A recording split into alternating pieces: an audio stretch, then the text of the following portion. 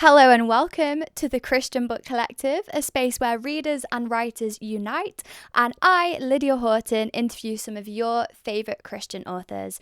Welcome to episode 2 of my new podcast. Don't know if you can sense how excited I am, but I had the honour of talking to author Andy Bannister, author of multiple books, but specifically in this episode, we spoke about his book, How to Talk About Jesus Without Looking Like an Idiot, and also... have you ever wondered? I am so excited to share this with you, and I hope it encourages you as much as I was encouraged by this conversation. Enjoy! Well, my first question is, what led you to write specifically How to Talk About Jesus Without Looking Like an Idiot, if we start with that book?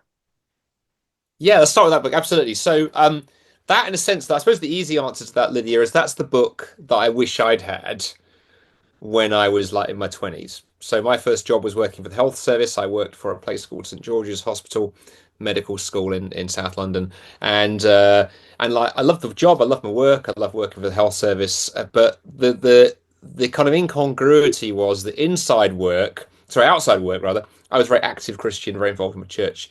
Inside work, I was an undercover Christian, but I hid my faith away. I didn't talk about my faith. Because I was afraid, I didn't know what to say. I was afraid of looking stupid, afraid of making the gospel look stupid, afraid of being asked questions I couldn't answer, all those things. And it took me some years later to figure out what I probably should have been doing.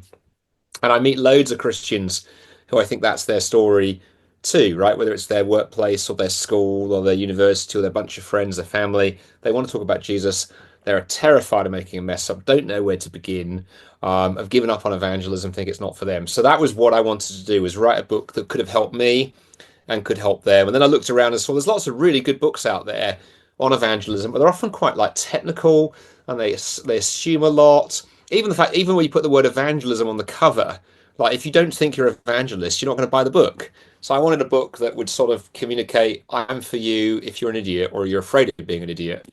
I nearly called it, evangelism for dummies, but they just sued me, so we didn't go that route. I remember that at the start of the book, you begin by sharing that story about being an undercover Christian. And I think that was the moment when I opened the book that I realized, oh, this is a book for me, because a lot of evangelists and, people you hear that are sharing the gospel, me anyway, I think, oh, I could never be as good as that. But you starting this book on evangelism with an anecdote and your personal experience, it made it relatable. And I think going into the rest of the book, then it just set it up really well. So that was really, I just vividly remember that anecdote at the start of your book. Mm. That's really kind of you. I was going to say that was. I'm glad that worked because that was the goal. That was Yeah. exactly the goal as you described. Have I'd had the experience when I was younger, I think, of opening brilliant books on evangelism written by brilliant men and women who knew what they were doing, and thinking it's not for me. I remember going and hearing Billy Graham when I was 1989 when I was 17, and going, man, he's amazing, but that's an evangelist. I couldn't do that. So the goal was to just like right from the word go, sort of set up a kind of, well, if this idiot can do it, i.e. me, anybody can do it. Yeah, it's that relatability. It's so precious in a book. Give us an idea, Andy, of what goes through your head when someone asks you about your faith and during the ensuing conversation. I mean, I'm sure this has potentially changed over the years, but if someone was to ask you now, kind of where would your head go? Yeah, that's another amazing question. I mean, I think the first thing is when someone asks me a question about my faith, whether it's an open question or even a slightly more antagonistic question, the first thing that goes through my head is, well, a few things go through my head. The first thing is, how can I slow this down and not leap straight into try and give an answer? Because when you've read a bit, it doesn't take long. It doesn't take long at all before you begin to know kind of answers to some of the common questions, and you can leap straight into those. So the first thing I always try and do, Lydia, is slow it down. I'll try and get the person's name, find out where they're coming from, what's the story behind the question. So that's the first thing. I want to try and make a connection to the person. Next, I will try and dig around the question a little bit. Why have they asked it? Are there some assumptions that have come into it? Just try and sort of dig around the ground a bit. And then once I've kind of done that and mapped out where they're coming from, then that's when I'll try and gently bring the Christian faith in, bring the Bible into the equation, try and bring Jesus, into the conversation and where it connects to them, and then just see where it goes from there. I think one of the reasons that led me to be an undercover Christian years ago, and that scares a lot of people off evangelism, is you think you have to have a script. It has to look like this, and it's like, well, first that's a huge pressure you put yourself under, and then it ignores the Holy Spirit in the conversation. So I think if we could just learn to relax, take a breath, show that we care, show that we've heard the question well, and then almost be willing as a conversation to explore it together. It takes huge amounts of pressure off. So that's sort of what goes through my head. Great. Thank you for that. And I just want to thank you and I want to praise God as well through it because when you write about addressing the assumptions and digging deeper, that's something that has stayed with me. It's about a year almost since I read the book. That's something that stayed with me to this day. When someone says hell, what do they mean by hell?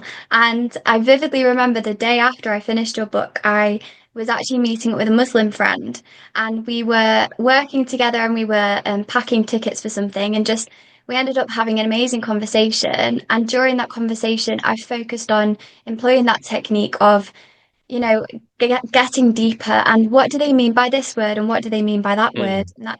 And it helps slow it down, that technique, and it helps you not to panic and it helps you to have um, that greater understanding, I think. Yeah, I think you're right, and I think you use the Muslim example there, Lydia. I mean, that connects in one sense back to the previous book I wrote before the Idiot one, the Muslims and Christians worship the same God. I mean, that book really was one great big exploration of that question, right? Because through hundreds of conversations with Muslims over the years, really realizing the underlying issue in so often was the case that we were using the word God in different ways, or in the case of your Muslim friend, the word hell in different ways. And so I think just often, yeah, willing to slow down, ask what someone means by the words, can be really, really helpful. And as I said earlier, it takes the pressure off. I think we put a lot of pressure on ourselves in evangelism. We think we have to have these amazing answers. We can tell ourselves, well, if we have a conversation and they don't become a Christian or sign up for Alpha or something, we failed, which is basically, that's wrong on so many levels. Not least that's the Holy Spirit's job to convict somebody, not ours. So anything that makes it easier and more relaxed and sort of, de-terrifies evangelism, I think is a good step. Great, thank you so much. I was going to ask this question later on, but I think it would be a good point to ask now. But you have a PhD in Islamic studies, am I correct in saying that? You are, well done. You've done your research. I just remember it really stood out to me when I was reading the bits at the beginning and the end of your books, but I was really just interested to know what part does your PhD play in your writing and in your evangelism? It's a very broad question, but Oh my yeah. word, what an amazing question. And it's very dangerous asking someone about their PhD because once you've got a PhD, you could just bore the pants off anybody. The simple answer is, and this may sound a funny answer, a lot of the time, Lydia, nothing at all. It doesn't play in because it was quite not obscure, but it was quite a specific thing I was looking at. I was using a very exciting, well, I think it's exciting, discipline called computational linguistics, which is using computers to analyze text, and we were early machine learning and AI stuff, really using those tools to look at how the Quran was put together, which like drives the coach and horses through the idea that the Quran fell directly from heaven, as Muslims say. So there's quite a lot of sort of computer science and stats and things all over that. So very rarely would I bring that into a conversation. But during that process, it was interesting. I went into that PhD 7-year process thinking I wanted to become an academic. Within 18 months, realized I didn't. That I love playing around with sort of stuff, but actually, no, that's not what I wanted. But what it does do is a couple of things. If I'm talking to Muslims and a Muslim says to me, "Oh, well, Andy, the Quran is a miracle, because it came directly from heaven with no human intervention. It was revealed through Muhammad, who is an illiterate man, and the Quran is an amazing work of literature, therefore it's a miracle." I'll smile politely, ask some questions, but then just drip feed in and going, "Well, I'm so, it's quite fun to be able to go, I'm so glad you asked that question because that was my entire PhD was disproving that one." And you can suddenly see people their eyes grow wide. So I will use it sometimes. So I was doing a university event last week in Norway, actually, and we had some Muslims in the audience, and someone asked a question about the Quran, and so yeah, I pulled it in. On the other side of things, what it does, I think, is that was where I learned to write. So doing a PhD is great because one of the things the excuses we sometimes make for those of us who write or who want to write is we tell us, oh, I can't write, I've got writer's block, all those kind of things. And there are two ways of curing that. One is to be a journalist. I've had friends who are journalists who say, your editor expects 500 words by lunchtime, and I've got writer's block is not an excuse. And PhDs, when your supervisor's like, right, I want 5,000 words from you in 3 weeks' time on this for this chapter, and if you don't have it done, you get in trouble. So it taught me how to write on demand, and it also taught me how to be accurate and research. So that's the nice thing a PhD kind of does. So in a sense, it was my first book. I used to say that actually writing a book is like giving birth to a child, and then my wife pointed out it isn't, and I've recovered from the bruises, but I wouldn't use that analogy again. But it is a strange experience. The first book you've always Yeah. got a soft spot for. So although it's a big academic book, I still have a soft spot for that book. But Yeah. that's going to get popular. Yeah. And for people listening who might not have read that book, it's The Muslims and Christians Worship the Same God, that book is, isn't it? Well, that's the popular book. So the Oh, academic book, no, the academic book is an oral formulaic study of the Quran. wow. There she blows. Um, Wow. I would say to people that, I mean, that you want to get in a library, because I think that in hardback that's like 80 quid, kind of thing. Wow. Or if anyone's listening to this and really want to dig deeply into academic stuff on the Quran, find me on. Just Google me, search me. There'll be a link in the show notes, I'm sure. Send me a message through the Solus website and say, please, pretty please, and I'll send you a PDF. So that was the first academic one. Then after that, there was the next thing I wrote was the book on atheism, Yeah. about sort of 4 or 5 years after that. Then it was Muslims and Christians. Then it was Lydia, Gosh. and then it was Have You Ever Wondered? But so this was the first kind of thing, and it's still, I learned to write basically, which was kind Wow. of fun. And the last thing, very quickly, on answer the PhD, is I think we need Christian women and men in the disciplines, whether it's whatever discipline it is, whether it's Islamic studies or artificial intelligence or environmental science or whatever. We have got to, we need more Christian women and men getting a vision for Christianity in academia. Huge opportunities. Huge opportunities. So, the nice thing about doing that book is it opened all kinds of doors. Gosh, I'm so glad I asked because that sounds like a very, very interesting read. Oh, well, I wouldn't say go that far, but it's not the most dynamic read, and there's no comedy. Actually, there's one comedy footnote in it. So I started my comedy footnote career. My PhD supervisor, God bless him, went, you've got to have at least one slightly funny footnote in there just to see if your examiners have read it properly. So there is one, I think it's funny, footnote in there buried in the middle somewhere. That is one thing I enjoy about your books. That adds to the kind of relatability because it's a very, these are, serious topics and the jokes just really, really help kind of lighten it. But, I loved that in your books. And it was so funny what you said before about journalism because my first degree was in journalism and it's so true. You have an hour to cover this breaking news story and then you write something and you're like, oh, it's not actually that bad. And then you get better, and it's so true. Often people can have a fear of starting, but actually kind of being forced to do that can actually be a Yeah. blessing sometimes. Yeah. Exactly. The person who put me onto that one, by the way, was, and he was a big influence on my own kind of writing style. So I'm a massive Terry Pratchett kind of Oh, fan. yeah. Yes, exactly. The king of the comedy footnote. In fact, his biography is called A Life in Footnotes. But he started off in journalism, and then I think, well, was it either journalism or he worked as, I think there was a bit of journalism, and then he was also the public relations officer for a nuclear power station. And so, Wow. you just learn to write on demand.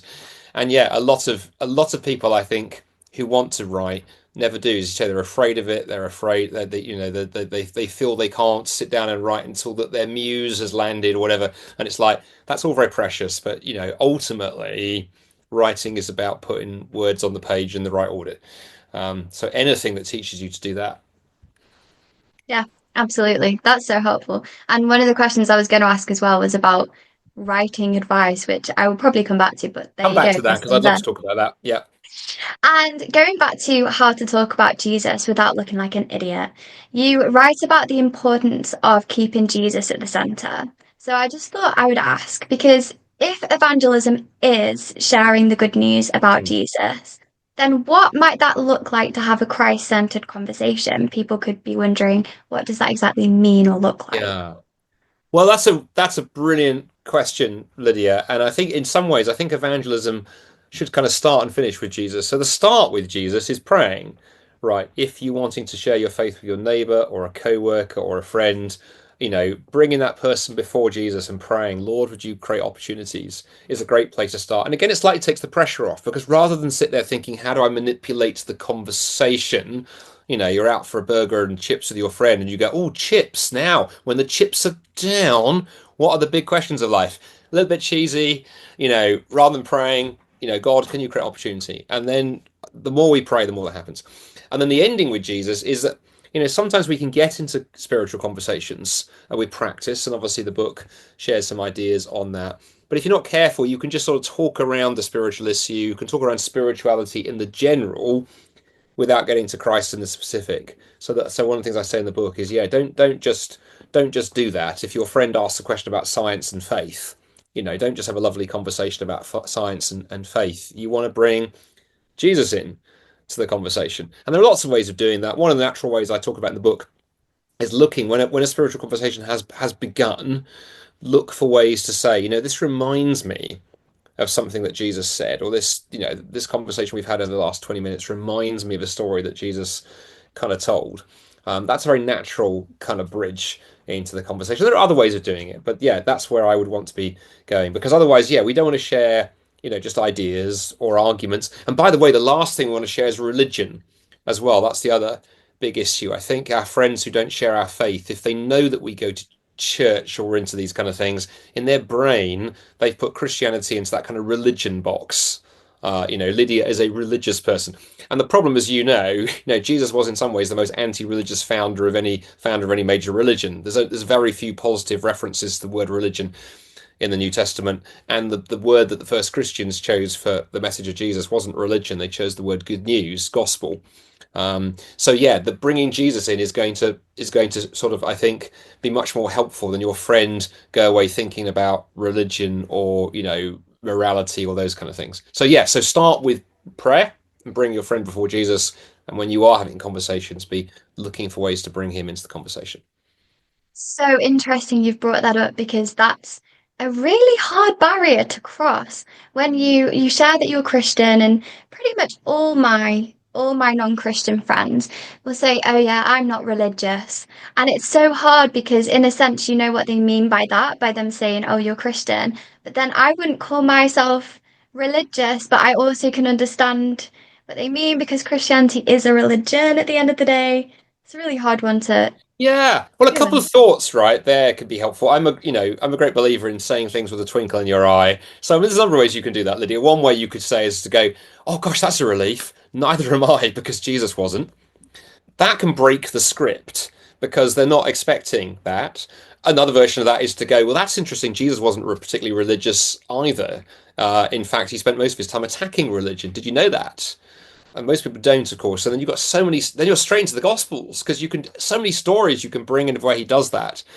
I mean, that episode, and I think it's Matthew's Gospel, where he attacks the Pharisees and calls them whitewashed tombs and things. They go, I mean, that's pretty extreme. He's going around saying they're like rotting corpses, with on the inside of beautiful cemeteries and stuff. I mean, to go, most people are not aware Jesus did that. So anything that breaks that script, and then as you've already talked about the what do you mean by that question? So again, without getting clever, just to go, hey, I kind of get that. Very few people are religious. I mean, who wants to be, right? But just out of interest, what do you mean by that word? And get them to translate it for you, and then work with what they give you. Oh, I don't go to church. Well, yeah, going to church doesn't make you a follower of Jesus in the same way that going to a car doesn't make you a garage. Going to a garage doesn't make you a car. Or even to explain, well, do you know why I go to church? They've probably never thought about that. Well, I go to church because I do my best to follow Jesus. It's not always very easy, and sometimes it's helpful to hang out with other people who are trying to follow Jesus. Right? That's why I go to church. I don't go because I like the Victorian building and the cold coffee and the terrible biscuits. So anything that breaks that script, you can actually work with what you're given. And talking about breaking that script, you mentioned when you were talking about bringing it back to Jesus, how you can mention his parables. And one thing you Hmm. focus on in the book is questions and how Yeah. Jesus asked questions. And I really think that for me was also life-changing because that can be breaking the script. If perhaps you've got someone who's more argumentative for whatever reason, And instead of kind of coming back at them, you ask them a question and it kind of Yeah. makes them pause. And that can be really interesting, going back to what you said about slowing it down as well. There's just so much. I mean, I know obviously I've spoken about the book on my channel much for everyone watching, but it's just the best book on evangelism I've ever read because there's so much gold in there. So yeah. Yeah, I think on the question part, thank you for that's very kind of you to say. I mean, the two very quick things with questions. Yeah, if someone's more hostile, questions work well. I mean, you can pick up on something they've said, or even if they're very angry, sometimes you can just pick up on the anger and go, just out of interest, why are you so? I'm intrigued why you're so angry. There are lots of things I don't believe in, but they don't get me angry. Why is that? And then because you might get to the real issue, and then with your friends who are, not interested, so they say not religious. The most recent book I did, I co-wrote and co-edited with a friend, came out last April called Have You Ever Wondered? And been the most successful book I've been involved in. We've done 30,000 copies have sort of flown out the door over the last 10 months on that. And that was a book written to design to give to friends who are not, quote unquote, not religious. And the whole book is nothing more than questions, really, Lydia. So each chapter looks at something our friends already care about and asks a question about it. Have you wondered why beauty moves us? Have you wondered why we love music? Have you ever wondered, why we care about justice? And there's 28 chapters kind of like that. And what we're finding is with people who might instinctively say, I'm not religious, or perhaps I'm spiritual but not religious, all that kind of category of people, you finding those gentle warming up questions of going, oh, that's really interesting. Well, okay, you're not religious. What are you into? Well, I really care about justice or the environment. Oh, really interesting. Have you ever wondered why that thing moves you?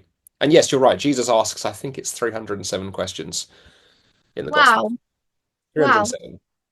I think you've read my mind, Andy, because I was going to say how to talk about Jesus without looking like an idiot focuses on the importance of questions. And then your book, Have You Ever Wondered? It's so wonderful because you have this book about the importance of questions, and then this book with literally 28 questions Yeah. answered in it. And I just found that wonderful.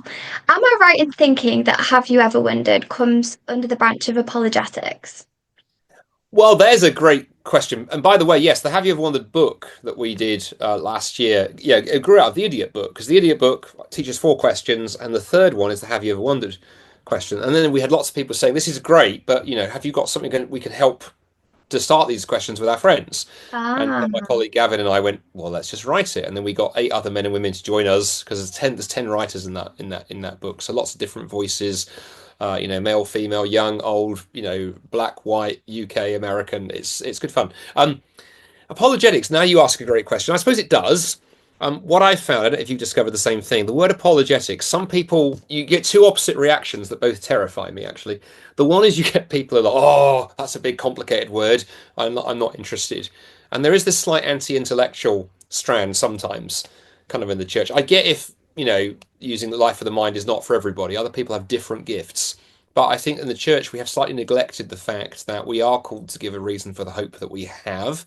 1 Peter 3:15. And that phrase, give a reason, in the English is the English translation of the Greek word apologia, from where we get apologetics, that branch of Christian theology concerned with this. But then the other side of stuff, I would get equally nervous about when I speak, particularly in church gatherings. I spend half my time talking to non-Christians and half to Christians. When I speak to Christians, Lydia, my most terrifying type of person is the slightly nerdy-looking person, usually a man. Not always, but there's usually a particular male tendency here. And it turns out they have done nothing other than read intense apologetic philosophical books since they were 3 years old. And to go, they can recite, the argument standing upside down. And they sort of come up to you and go, oh, I really love apologetics. And oh, great. Have you talked to any non-Christians? Oh, I've never talked to a non-Christian, but I have just read this latest thing. It's like, okay, that scares me because I think apologetics is a means to an end. A friend of mine years ago said, if you imagine an aeroplane, and if the pointy end of the aeroplane is evangelism, then the two wings on which the aeroplane flies are apologetics on the one hand, in the broadest possible sense of helping people see that Christianity is persuasive, and the other wing of the aeroplane is compassion and kindness and generosity and our character. And by the way, First Peter brings those together because it says, First Peter 3:15, always be prepared to give a reason for the hope that you have, but do this with gentleness and respect. And if people see that, our words have some weight to them, and there are, for those who need them, there are good arguments and good reasons, but they also see that our lives measure up and there's a character there, and Christians are people you'd want to be around, you can trust as an integrity, then, amazing things can happen. But yes, apologetics. But I like to define that term incredibly broadly, just to be iconoclastic. That's wonderful. And in that book as well, one thing that really struck me is it's such a wonderful evangelistic resource, but also the lack, and I don't know how intentional this was or if it comes naturally to the different writers in the book, but the lack of Christian jargon in that book. Some books that are written evangelistically, I'll read them and I'll think, oh, well, a non-Christian might not know what the word grace means because I didn't know what the word grace meant until 2 years ago. But was that like an intentional thing, or does that come from your years of practicing evangelism? Yeah. Well, it's that really encouraging that you spotted it because words matter. And by the way, on the Idiot book, we worked very hard on the word evangelism. You'll see is not on the cover, it's not on the back anywhere. And in fact, we don't introduce it till the end of chapter one because we wanted people to suddenly go, oh, that's what evangelism is. I could do that. Come to the Wandering book. It's a combination, I think, of the men and women in that book have got lots of experience of talking to people about Christ. Just in different contexts, like, Claire Williams, who wrote two or three of the chapters on there, one of my favorite chapters on justice that she wrote. She's got years of experience dealing with young people in London who've got no faith background. So Claire just very naturally does that. Or Michael Lotz, who wrote one of the chapters there, spends his time on university campuses, hanging out with non-Christians all the time. You kind of learn to do it with practice, right? And you can do the same in your workplace. If you just, if you're working around non-Christians, just to really try to translate it into their language is the first thing. And then we had a brilliant editing team at 10 Publishing who published that book. And that was, Lydia, that was part of the editing process of going through it consistently, going, okay, does this read well? Some stuff we tested as well. On folks who hadn't got faith, we ran it past people we know and trust who like us, even though they don't necessarily share our convictions. And I'm encouraged you spotted it because it was utterly and totally deliberate. And then the other thing that we put a lot of prayer and thought into is the last chapter in Have You Ever Wondered is called Have You Ever Wondered Where to Look for Answers, and it sort of draws the threads together and says, okay, if some of what we've shared in this book intrigues you, what next? And we took a lot of practice to get that right. We didn't want to come in on a right, give your life to Jesus. That was too strong. But we come into land on, do an Alpha or Christianity Explored course, read a gospel, talk to a Christian friend, try praying, try going to church, all those things. And that was quite tough because I think all of us naturally had an instinct to let's land it hard. But the book is designed to be winsome and start conversations, not necessarily try and do the whole thing in one book. And that's the mistake some evangelism books make, I think, of trying to do the whole thing rather than assuming, the non-Christian who's reading this has probably been given it by a friend. Therefore, they've got a relationship with a Christian. Therefore, perhaps the book should go a little bit lighter and help the Christian who's given it to the person. And that's what we're finding. One of the nicest bits of feedback I've had on that book, we have heard numerous people say it's the easiest evangelistic giveaway. Someone said to me just the other day, he said, I've given away about a dozen of these in the last year. He said, nobody has ever said no. With previous books I gave away, people would refuse it. This book, people tend to look at it and go, oh, that's interesting. I hadn't thought about that. Oh, that's interesting. Even the wandering language. We live in an age where I think people are open to curiosity. Doesn't mean we don't think there's any answers, but we just start with curiosity and start with wanting people to, to ask the next question.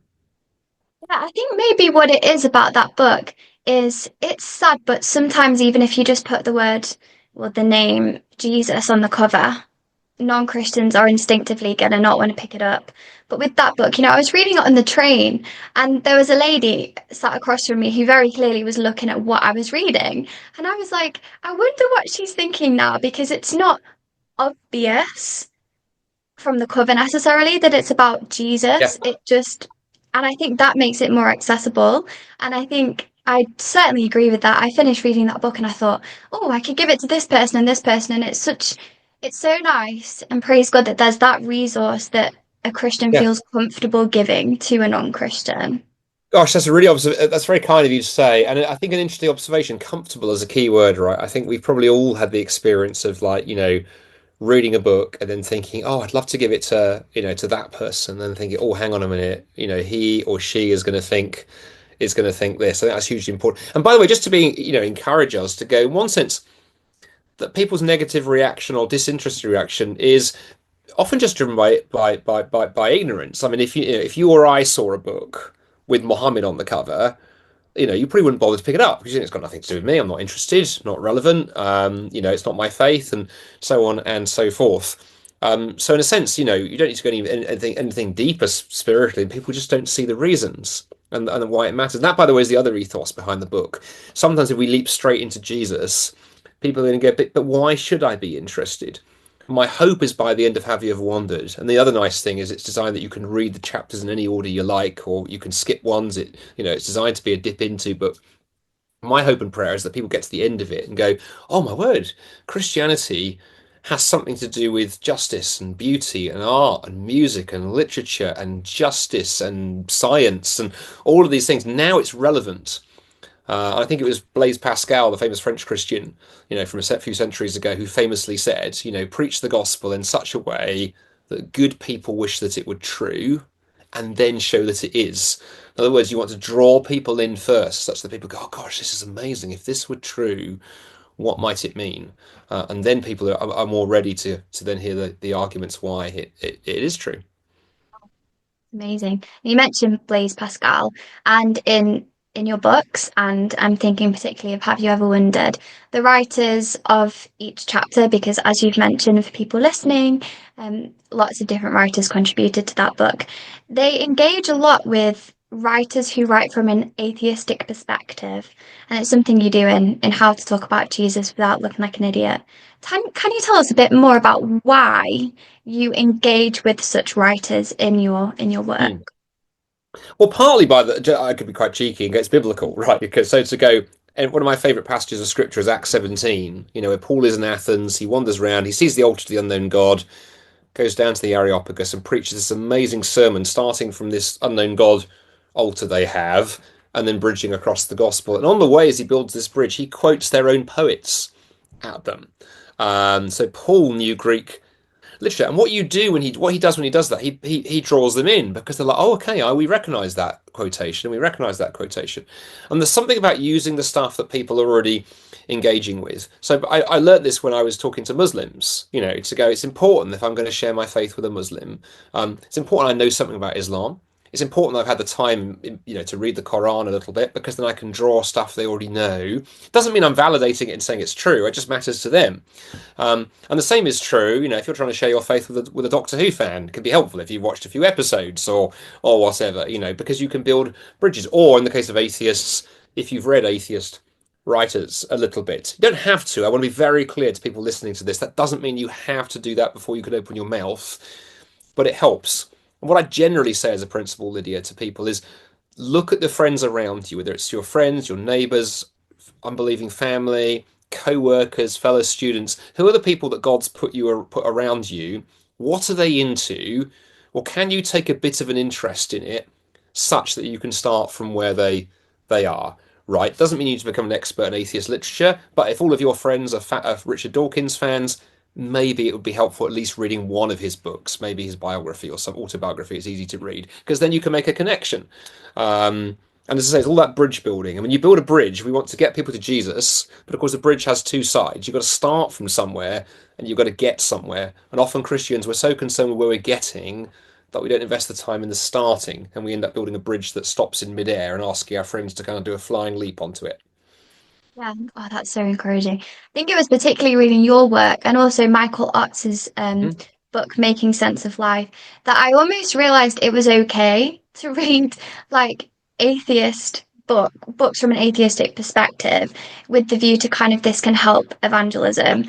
And yeah, just to kind of encourage everyone listening based off what you've said, is I found in my experience as well, it makes me more confident in that yeah, evangelism. There's a Hindu gentleman that I know, and it became very apparent in trying to talk to him that I just had no idea what he believed. And I read a book on it, and then come into those conversations. I think he appreciated that I'd done a little bit of research or tried to meet him where he was at, like you were saying there. So yeah, it could be really yeah. good to. Exactly. Just to add a couple of things, add briefly to that. I think if you're talking to people in other faiths, so you mentioned your Hindu friend, or if you've got Muslim friends, it's a very powerful evangelistic thing I've seen over the years where you do, so in the case of Islam, you suggest to your Muslim friend, why don't we do a Quran and Bible study? Why don't we meet for coffee and you bring your favorite Quran verse and I'll bring my favorite Bible verse and we'll talk about them. And usually what happens is actually you spend far more time talking about the Bible than the Quran. But you've just been winsome. You've invited your friend to bring what they care about into the conversation. And I think the mistake we make is thinking that somehow that's dangerous, somehow we're affirming something and going, look, if Christianity is true, we don't need to play games to try and keep the other worldviews from the table. Let the other worldviews come to the table because we think Christianity stands up. And then the other thing I'd say, you can extend what you've said there, Lydia, to other things that are not necessarily like philosophy, of going, look, if God has given you a passion for something, there's a really good chance you can lean into that. Don't feel it's not Christian. Use it for his glory. So, if you enjoy playing football, play football with all the energy you can, but be praying, Lord, how do I start conversations with people in the changing rooms? If you're into a particular movie and you're often hanging out online, talking to people online about, that thing. Whatever it is, I'm a great believer that, sometimes we end up sort of feeling slightly bad because we have hobbies and interests that don't, somehow aren't Christian. And as long as you're not reading, really horrific stuff, just use it as a gospel platform. And that's one of the reasons I try and read widely. It's been one of the principles I've always tried to do. I sometimes succeed better than others, but the wider an interest you can show in life and literature and ideas, it's amazing the connections you can then make with people when you meet somebody who is into the same thing. Thank you so much for sharing that. I'm so encouraged by all that. That's wonderful to hear. And just changing course ever so slightly, Mm. I said we'd circle back to this, just generally. So I created the Christian Book Collective as a space for kind of readers and writers. I did a creative writing master's degree. I'm going into that journalistic space, career wise. And yeah, do you have any advice for people wanting to write generally, whether that's an evangelistic book or just any general kind of bits of wisdom? I feel the pressure now. I'm tempted to say, because I have a love-hate relationship with writing, Lydia, like a lot of authors kind of do. That I love writing, but I find the process of writing really, really, really hard. So I'm very impressed that you've A, done creative writing. So I'm an amateur, you're a professional, and B, that you're going into journalism because I think that would kill me. Things I have learned over the years, though, I think, is if you want to write, first thing is find something to write about. You've got to find your distinctive voice. So I often meet people who say, I just want to write a book. And I say, what do you want to write on? I don't know. Well, that's not a good start. The first thing you want to do is you need an itch. And that applies whether it's fiction or it's non-fiction. So the first thing to do is to find what you want to write on. And if you don't know, read a lot helps, actually. I've sometimes had original ideas for books. That was probably The Muslims and Christians was an example of that. Whereas the Idiot book partly came out of me reading lots of stuff in popular evangelism and going, there's nothing in this space as a gap, and you can find the gap and write into it as the first thing. Secondly, I'm a great believer in just try writing. I think often in writing, people sort of sit there and go, well, I'll wait until I've got an idea, or I'll wait until I'm ready, or I'll wait until I've found a publisher. A lot of writing is like a muscle, isn't it? I think that the more you exercise it, even if it's just journaling or blogging or those kind of things. Do something that gets you getting words out can be helpful. Secondly, third thing is don't be afraid of rejection. First few times, lots of great writers have been rejected. Lots of not so great writers have been rejected at first. So hang in there. Third thing. Fourth thing, edit is important. This is the step that's missed by many people. Somebody once said there are no bad writers, just bad editors.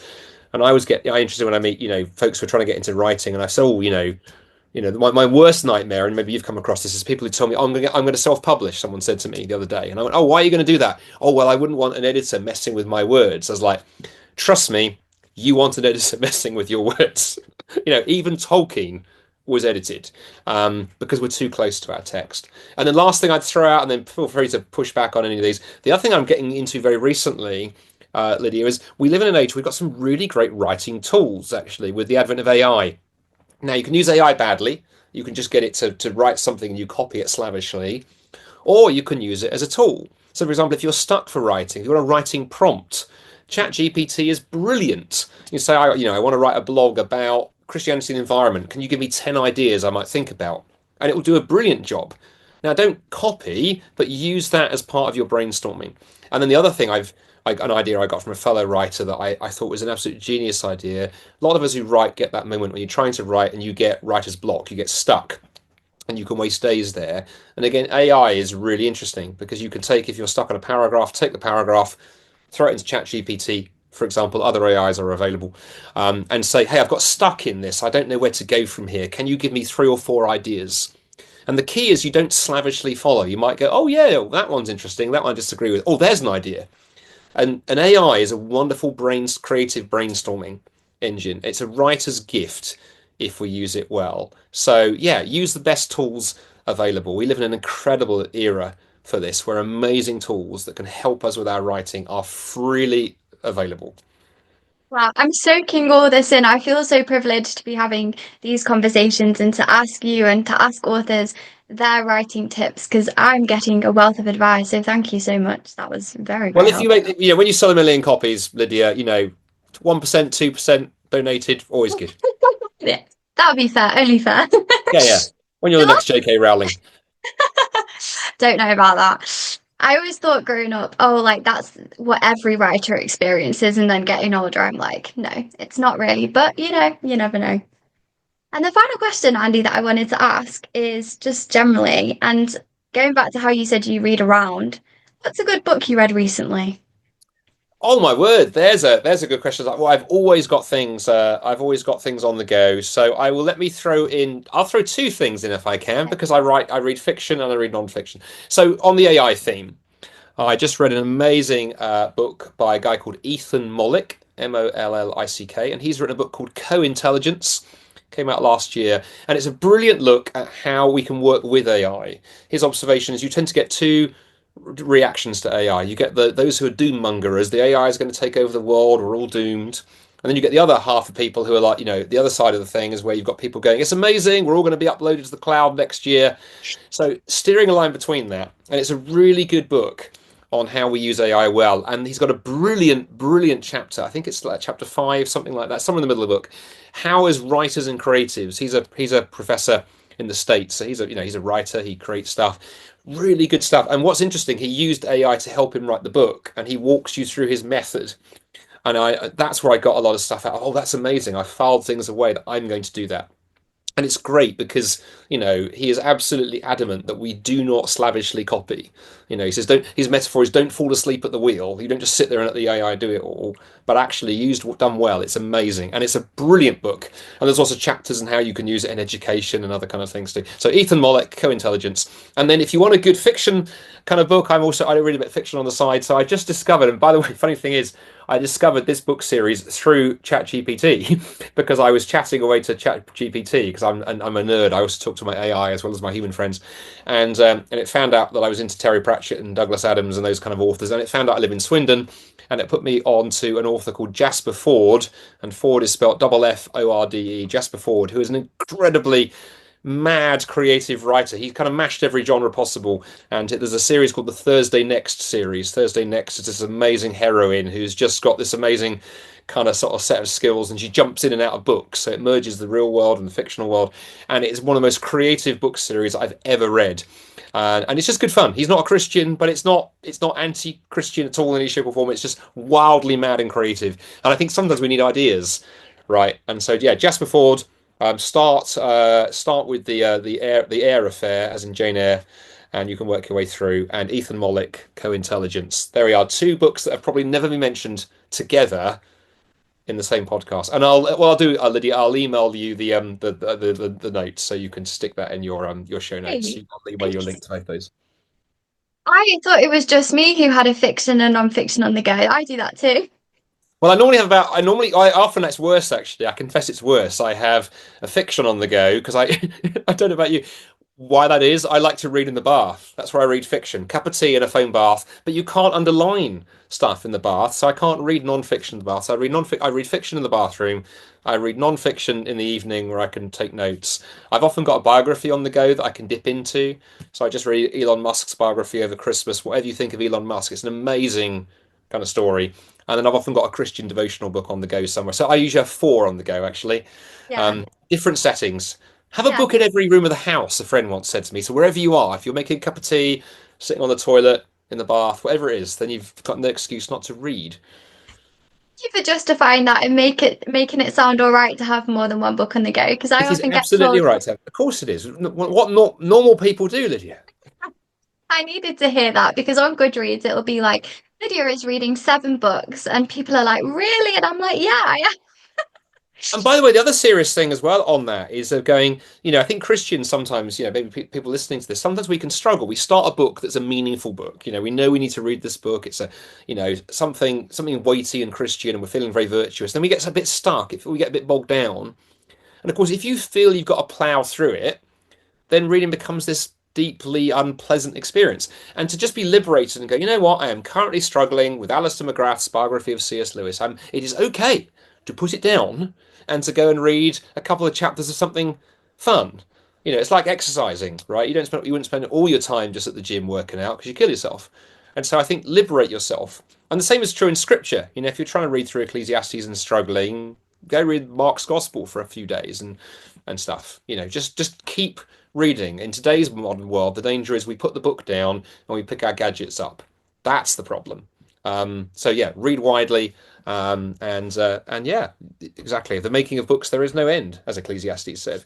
Wow. That's so helpful, so encouraging, and I think perfect note to end on. So thank you from the bottom of my heart, Andy. It's been fascinating for me, such a privilege to talk to you, and I'm sure this is going to bless so many people. So thank you. You are welcome. Thank you for having me on your channel. It's great to discover it, and great to discover, the younger generation getting into this stuff. And I look forward to, when your name is number 1 on the bestseller list. Thank you so much. We That can is be dear. optimistic, can't We we? can indeed. We can aim high. That's the thing.